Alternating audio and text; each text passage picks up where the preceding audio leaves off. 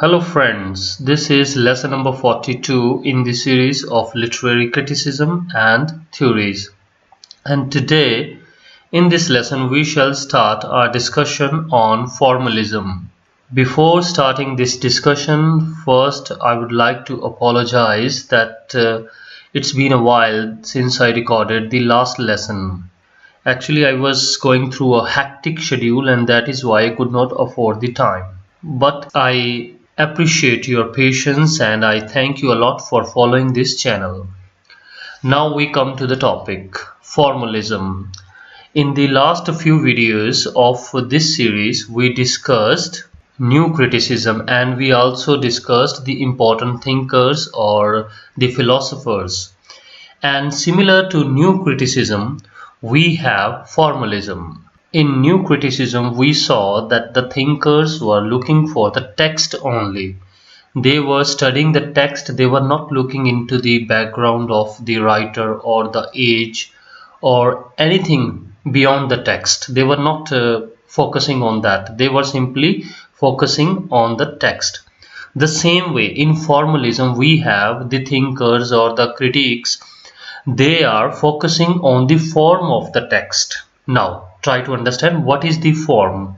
From the word form, we have the word formalism. The form of the text, we can say how is the structure of the text? Means what sort of words are used, what is the rhythm, rhyme scheme, meter in poetry, harmony of the words.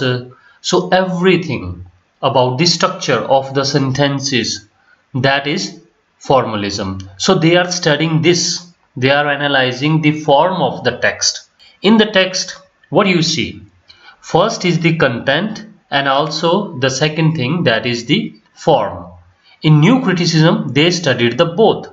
They were also looking at the content and they were also studying the form. But in formalism, the thinkers, they are entirely or completely focusing on the form of the text, how the text is written. One example I give you, one simple sentence, I give you a pen, or I say I gave you a pen, and the second sentence if I'm saying the pen I gave you, the pen I gave you. So now there is a difference in the form. So in the first sentence I am using the object in the regular order, and in the other sentence I am using the object at the beginning. So this is the structure of the sentence. The differently I tried, and that sort of things they are analyzing. These formalist thinkers, they are analyzing these sort of things. So in this we have number of things, not just the word order, everything like a figure of speech, metaphors, how means the text is beautified, means the writer, they used to beautify the text by using different devices, literary devices. So all these things are analyzed or studied by the formalist thinkers. So in formalism, we have the prominent name, that is the Russian formalism. Whenever you come across this word formalism, mostly it is associated with the Russian writers. So it is said or it is called as Russian formalism. Otherwise, we also have the French formalism, which is related to the French thinkers. Now try to analyze or understand this point, that in new criticism, we had the most important people. They were from either America or England. And now in formalism, we have the prominent thinkers from Russia.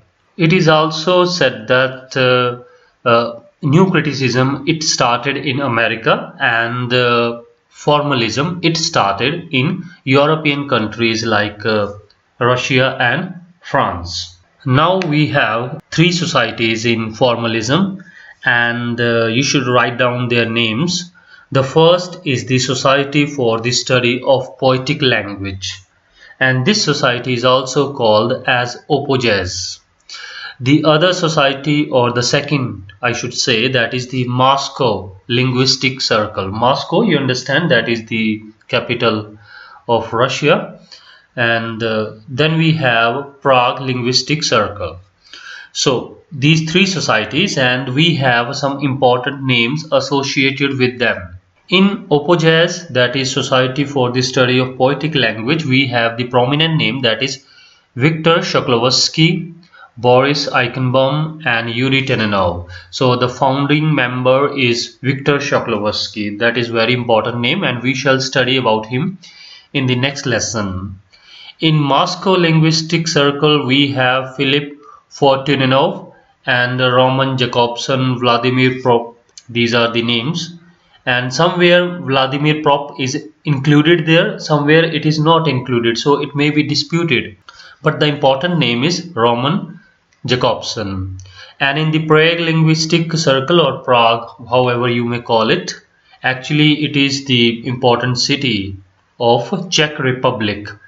So from that place we have this name, Prague Linguistic Circle, and the founding members, among the founding members we have the important name, that is Roman Jakobson. Now the period of these societies or these groups, societies, groups, almost the same term you can take, their period of functioning is somewhere between the beginning of the First World War and up to the beginning of the Second World War. So from 1915 to 1939, around that period, these societies were quite active. As we had some names in new criticism, so these are 3 or 4 important names that we have in formalism. So we shall study about them.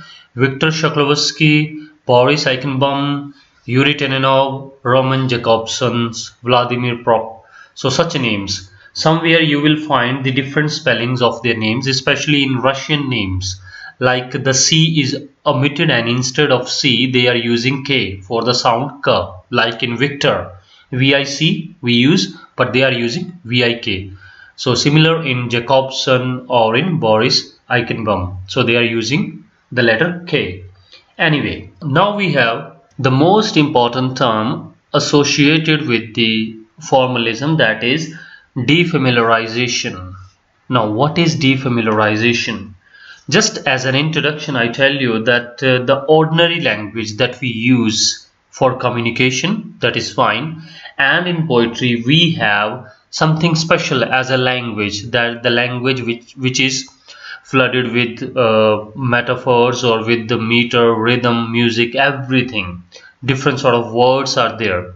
So what Viktor Shklovsky, the main person behind the concept of de-familiarization, he is saying that the poetic language that we come across, that is to de-familiarize the things. So like we have something before us, like if someone is asking you to describe a flower, a rose, in a few words, you will speak a few sentences about rose. And if you start talking about a rose in poetic language, that is de-familiarization. So even your friend, when listen to that poetic language, will feel not awkward, but at least he will feel the difference.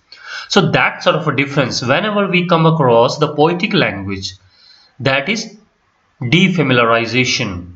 So the main purpose of the poetry is to de-familiarize the things. If someone is telling you the things in poetry, he is doing de-familiarizing, or he is doing de-familiarization. And for de-familiarization, the metaphors, the literary devices, the figure of speech, or all those things we have in the language, the grammar, everything, different word order, sorry. So all these things are applied in the language to de-familiarize. So the main purpose of the poetic language is to de-familiarize. So this is the important concept in formalism, because in formalism we are just analyzing the form of the text. So that's all we have for formalism as an introduction. So try to remember, formalism studies the form of the text, and it flourished in the country like Russia especially, and we also have other name like France. And the 3 societies I told you, the Moscow Linguistic Society, Prague Linguistic Society, or the Society for the Study of the Poetic Language, that is OPOJAS, and the important names. And among these names, one name we can talk in this lesson, that is Yury Tynyanov. Just to finish this lesson, or before finishing this lesson I should say, we'll just have a brief discussion about Yury Tynyanov as well, because about him we don't have enough to produce a separate lesson for him.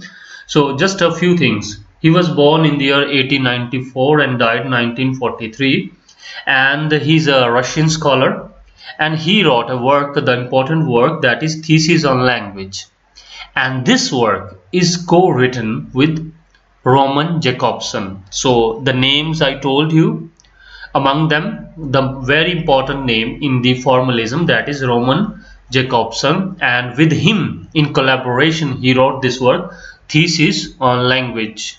In this work they discussed the theories about structuralism. So now we haven't talked about structuralism, but one thing I tell you in this introductory video, that formalism, the people associated with the formalism, they led the things to the structuralism. The people like Roman Jakobson, Yury Tynyanov, they were associated with both of the things, or both of the concepts I should say, with the formalism and also with the structuralism. So these two people, Roman Jakobson and Yury Tynyanov, both worked together on Thesis on Language, and in that work they discussed theories on structuralism. So that's it for this lesson, and try to note down the important names which I have told you in this lesson. So there are not too many names, just 4 or 5 names, and also the important concept of de-familiarization, or to de-familiarize the things, that is the purpose of the poetic language. Thanks a lot for watching this lesson. Have a great day.